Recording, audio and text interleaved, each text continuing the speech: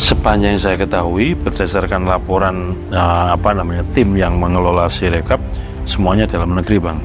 Baik itu servernya maupun saya kurang tahu istilah teknisnya ya, data recovery center, kalau ada apa-apa down atau apa sebagai backup, semuanya di dalam negeri. Jadi tidak benar tuh ada di Singapura. Tidak benar, Pakai Alibaba. nggak ada, nggak KPU ya, KPU nggak ada misalkan kontrak dengan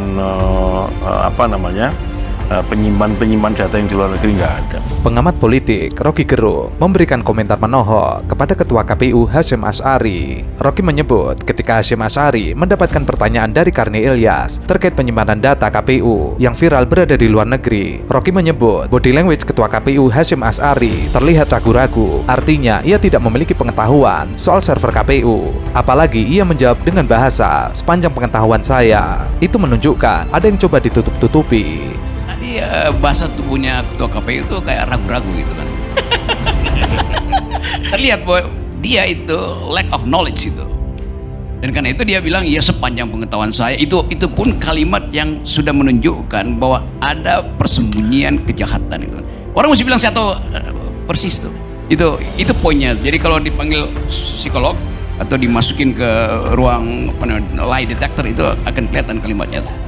Rocky melanjutkan, jika bahasa tubuh tersebut dianalisa oleh pakar psikologi, ia akan menemukan ada kejahatan di balik itu semua.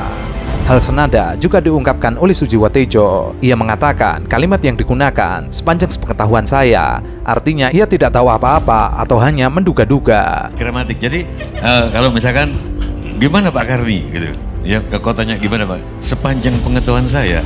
Berarti itu kata kunci sepanjang. Oh. Keadaan. Harusnya aku jawab Pak Karni adalah begini-begini. Keraguan itu artinya kebohongan. Grammar ya, ini soal grammar ya.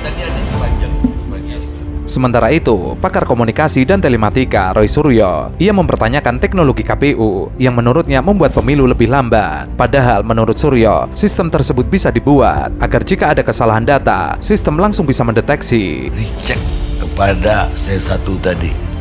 Setuju. Artinya kalaupun itu ngawur atau error atau dimasukin dari luar negeri, C1-nya kan akan mengatakan itulah itu makanya C1 hasilnya itu jangan bener sampai hilang. 800 ribuan TPS lebih ya, berapa ya Pak Iqbal ya TPS itu jumlahnya, itu harus nanti cek, kan ini namanya pakai teknologi kok malah lebih lambat.